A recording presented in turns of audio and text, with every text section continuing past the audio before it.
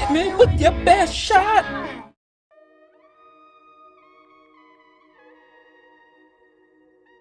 Hey guys, welcome to another episode of Ljs Garage. Behind me is a 2020 Mitsubishi Eclipse Cross. And no, this is not to be mistaken with the, Fast and Furious Mitsubishi Eclipse, because this is not that. It's kind of similar to what Ford's doing with the Mustang name. They're taking the name and then they're adding little variations at the end of it to change it up a little bit. So it's the Eclipse Cross.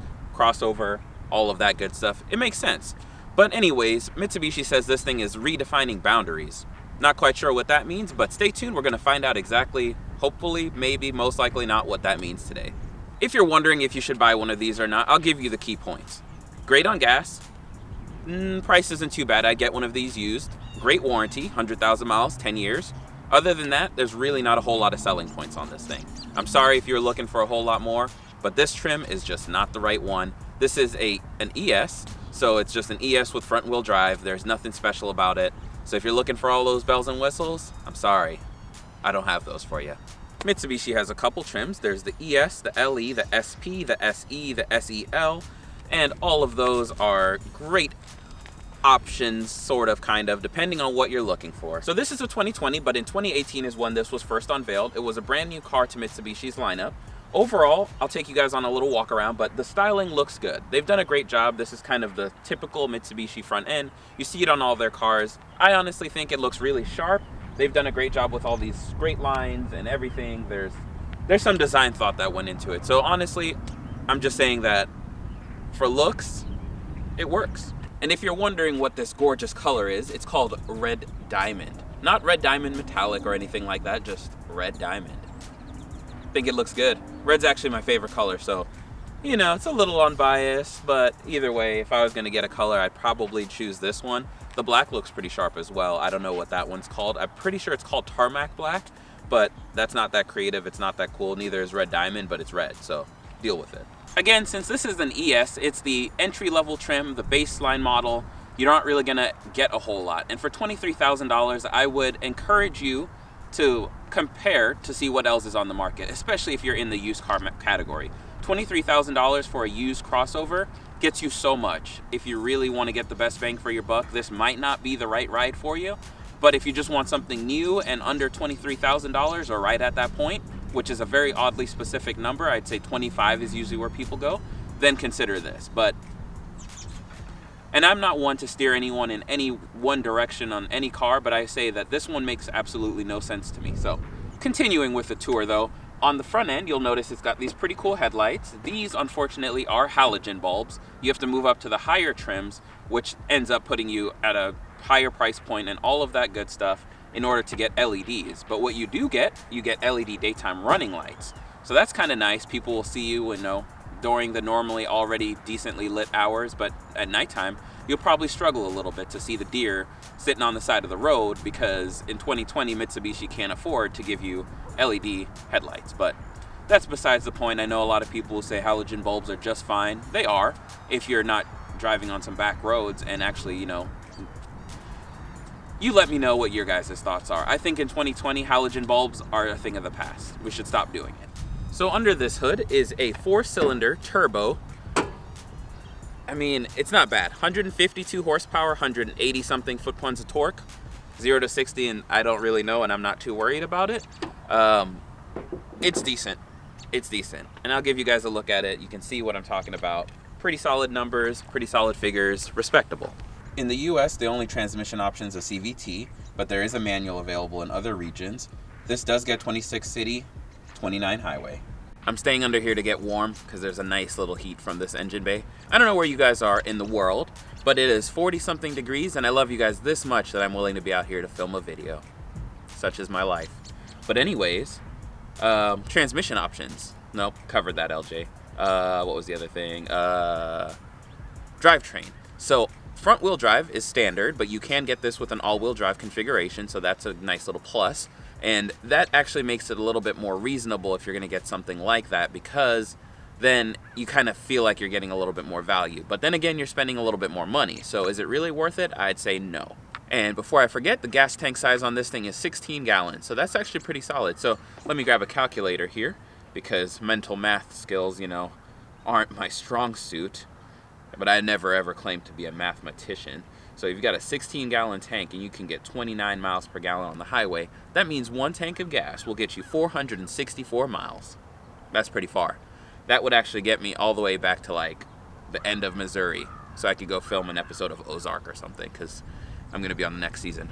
All right, wheels. 16-inch wheels. Tiny, tiny little babies. But if you do get the higher trims, you'll get 18s. And these do a pretty good job. They're not the most, I don't know, I think they're pretty good. I'd say, again, probably somewhere in the 6 to 8 out of 10 range. Pretty solid ride, pretty solid wheels. One thing I want to say is that I'm pretty sure Mitsubishi's been using the same keys since the foundation of their company back in 1900s. And if you look at this, can you guys see this? Look at this. Look at this little key. It at least has a panic button. But you know it's bad when your key has a blank button on there. That's bad. It's bad, Mitsubishi. But overall, there's not much that this key does. It unlocks and locks the door and starts the car. So, simple. Did you guys think that this key was going to make you toast in the mornings or something like that? Did you think that this key was going to have your coffee ready on your morning commute? No, not for $23,000 it ain't. So let me go ahead and check out this back seat. Since this is trying to be kind of European with the coupe styling, you lose a little bit of that headroom. I'm only 5'9", and as you can see, it gets pretty close for me and my head. And so if you're taller than me, which many people are not, you're gonna have a little trouble back here. It gets a little cramped and there's not much you can do. This seat is set for me. I'm 5'9", as I just said, really, really tall. And so there's plenty of room for me still to actually sit back here. So leg room isn't really that big of an issue. I'd say 6 foot, 6'2", you'd actually be all right back here. Anything taller than that, you're gonna be missing on the headroom. So even though there's leg room, there isn't headroom, and that's a really big problem and something to consider if you want one of these. What you can do though is I went ahead and I lowered the seat, and so now you can see it's a little bit better. There's not a whole lot to brag about back here, but it's comfortable. It gets the job done, and at $23,000 you got to remember, keep things in perspective. You do get a little outlet down there and one little map holder, because people still use those. It does have a 60-40 split, and as you can see, I'll show you guys the cargo room from this view. It's actually pretty nice, pretty solid, and then I'll go ahead and pop the trunk and show you guys what it looks like from back there, or hatch, whatever. So this is the space with that seat up, so you can see there's not a whole lot of cargo floor, but there's enough. And then under here, you are blessed because Mitsubishi still does the spare tire as standard, so that's pretty nice. Overall, pleasant little cargo area. And if you're not as tall as me, you know, this little grab handle is actually pretty easy to reach. I think if you're about 5'2", 5'3", you could easily reach up and grab this thing. So a couple things on this back end. The first thing is that you get this ES badge, which on Mitsubishi's website, when you order one of these, it tells you that you get an ES badge as an extra included feature. That's not a cool thing. Of course I have an ES trim. Of course I should have an ES badge. It shouldn't be something that you brag about, but they do it. This is all a light bar, which is beautiful and nice. I actually think that looks kind of cool. Yeah. But anyways, this light bar, what it does is it kind of obstructs your view back here, I'd say. So I showed you guys in the driving video, but I'll show you guys in a clip right here, and I'll put that in as to what this looks like from inside the car, and I really don't like that. It's kind of like the Honda Civic Type R. You have this big spoiler obstructing the back view, which it's, on that car, it makes sense. On this, it's just kind of weird, but Mitsubishi's doing their thing. They're kind of figuring it out. I don't know how long they'll be in the US markets. They've always been struggling, and so we'll see what happens. Another note on the back end, you'll notice you don't have exhaust tips back here. They're hidden under there because it's a 1.5 liter that tows 1,500 pounds. Please don't tow with this thing if you don't have to. Maybe your jet ski, I guess, but chances are, just don't, please. It's not worth it. Your fuel economy is gonna suffer. This thing really isn't designed for all that. I don't know. You don't have to listen to me. But it's just something that we're gonna get used to here in 2020 moving forward. Emissions are starting to be really strict. We're starting to take the environment really, really seriously. Well, the majority of us at least. There's still some of us that like to litter. and let our cars idle and do the bad things that are contributing to, you know, the dolphins dying and whatever else is going on in the world. And so Mitsubishi's at least doing their part with this little baby 1.5 liter, and it doesn't have quad exhaust tips or dual exhaust tips or anything, and it doesn't sound good. It doesn't really sound like anything. It sounds like a vacuum cleaner. But it's just a note for you guys to make sure you take care of the environment and the community and the places we live in and respect the world so that our kids can have a great future. So now we're on the inside. I'm happy, I'm warm, I'm comfortable, I'm good. This is going to be one of the fastest interiors I've ever reviewed because, like I said in the beginning, there isn't a whole lot here. You do get the basics though. You've got Bluetooth and you've got a 7-inch touchscreen. You do have cruise control, so that's pretty nice. Pretty easy to use at that. What you also do have are a crap ton of blank buttons. You have a blank button on the key. You have 1, 2, 3, 4, 5, 6, 7, 8, 9, 10, 11, 12, 13, 14, 15. 15 blank buttons, and I'm sure I'm probably missing some. It's so bad in here with blank buttons that even the push start is a blank button. Mitsubishi didn't even bother to make that look nice. And honestly, I don't know how much they save by not including push start. If they've got everything, it looks like set up to at least that point and they just capped it off. I'm not sure what it looks like behind there, but it's okay. You do have a normal temperature control, so you can actually do numbers instead of just the little more red or more blue. They actually gave you an actual automatic climate control setting. With that being said, it's a little weird in here because you do have this old school parking brake.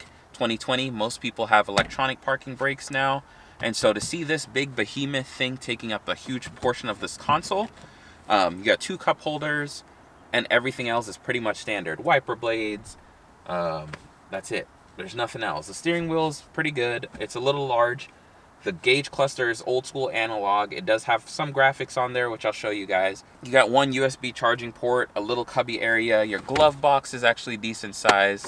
They've got a lot of the piano black stuff going on in here, which looks a little, you know, cheesy economy car type stuff. You get these little dome lights. You get lights back there. So, I mean, your basics are covered. Honestly, your basics are. And again, you can upgrade the audio system if you really want to. You can go for a higher trim if you really want, but I feel like for this car, it doesn't really make a whole lot of sense when the competition is so stiff for compact crossovers or crossovers of any variety. There's just so many in this class, and it just continues to grow. They didn't even bother to label that as the hood release. See you. No, I'm coming back. Eclipse Cross. Oh, look at those graphics. Oh my God, did you guys hear that start up? Oh, simple little fuel gauge right there. I like that. No mistaking if you're on F or E, extra fuel. You'll see at the top left, it's got that eco mode. It does have eco mode. Push that little dude down there and you're in eco mode. Easy enough. I wish there was more that I could show you guys on the gauges, but sadly there isn't. You do have Apple CarPlay, Android Auto on the higher trims, but unfortunately you do not have that in this. But you do get HD radio and Bluetooth. So there's that.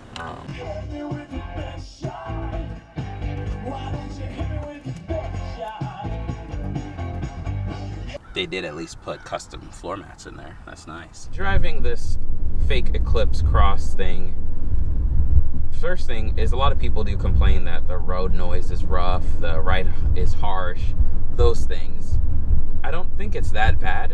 It depends what you're coming from, of course. If you're coming from a BMW 7 Series or 8 Series or something like that or whatnot, you get into this, you know, you might feel it a little bit. If you're used to sportier suspensions, it's really not that bad. It is pretty forgiving compared to most sports cars, I'd say, honestly. So, you know, it doesn't ride as nice as a Lexus or something like that, but it does actually do a pretty good job. I'll give it credit there. It's not completely horrible.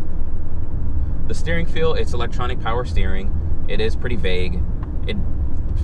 It feels like a big SUV in the way that it handles, but it's supposed to be an Eclipse or a variant of an Eclipse. And instead, it actually feels like it's a lot bigger than it actually is. And, you know, the steering wheel size has a little bit to do with it. But on top of that, when you look at the back, I feel like there's just like weird blind spots, and then they've got these big bubbly side mirrors. The design is not terrible. I think it's actually pretty good looking for Mitsubishi. And I know that's kind of messed up to say pretty good looking for, and then follow that up with something. But you know, such is life. And in this case, this car is pretty good looking for a Mitsubishi, so I'll give it that. The CVT in this, it's not bad. It says it's got this sporty inspired, you know, ability to manually shift and everything, and it doesn't really feel that good. I'm gonna floor it here in a second, but I'm in third gear on the CVT.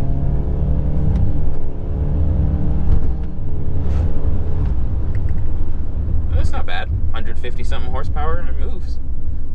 Moves out of its own way, at least. I'll say that.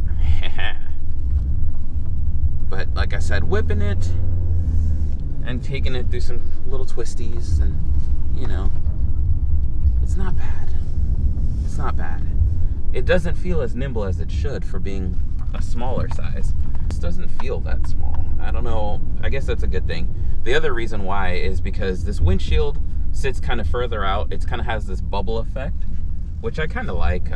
It makes it feel roomy in here, but with that same trade-off is that because it feels roomy in here, it also feels like it's a lot larger. Like I feel like I'm in an Outlander or one of the larger models of Mitsubishi's lineup, but I'm really not. I'm in one of the smaller ones. So for it being a crossover, I feel like it's missing out on that advantage of a crossover, which is the ability to handle well like a car, but give you the space and practicality of an SUV. There isn't much to say about this one. It's a solid 6 out of 10 car. And at this price point, I wouldn't pay and buy one of these brand new. I would get one of these used because the warranty on it, 100,000 miles. I'm telling you, if you are a smart buyer, yes, some of us don't want to share the same seat as other people, and that's fine. I respect it. Everyone has the right to make their own decision on how they spend their money. But I'd say if you can get a 100,000 mile warranty on a car, why would you buy one brand new? You're only going to keep a car for maybe 3 to 5 years. And in that time, it's a 10-year, 100,000 mile warranty. So whichever comes first. Seems like plenty of time to me. Another reason for the ride being a little bit rough in this is because there are only 16-inch wheels on here. I said that earlier, but I'm going to reiterate that again. And so it comes with the trade-off of being closer to the ground, feeling things a little bit more. There's less, you know, surface between you and the floor and stuff and science and physics and stuff and, you know, the good stuff. But the seats are comfortable. I would take this on a road trip if I had to. I wouldn't want to go, you know, 1,000 miles plus, but I would drive 300 to 500 miles in this without crying too much. And honestly, I'd probably do 1,000 and not cry because I'm tough. And tough guys, we just deal with it. Tough women even, we just, you know, you just deal with it. But that's all I got for you guys on this one. Thank you so much for checking out yet another video in LJ's Garage. Be sure to hit that like button, comment button, subscribe button, and let me know your thoughts on this eco-friendly economy cruiser that Mitsubishi calls the Eclipse. And I'll see you guys next week. So, yeah, be safe, stay healthy.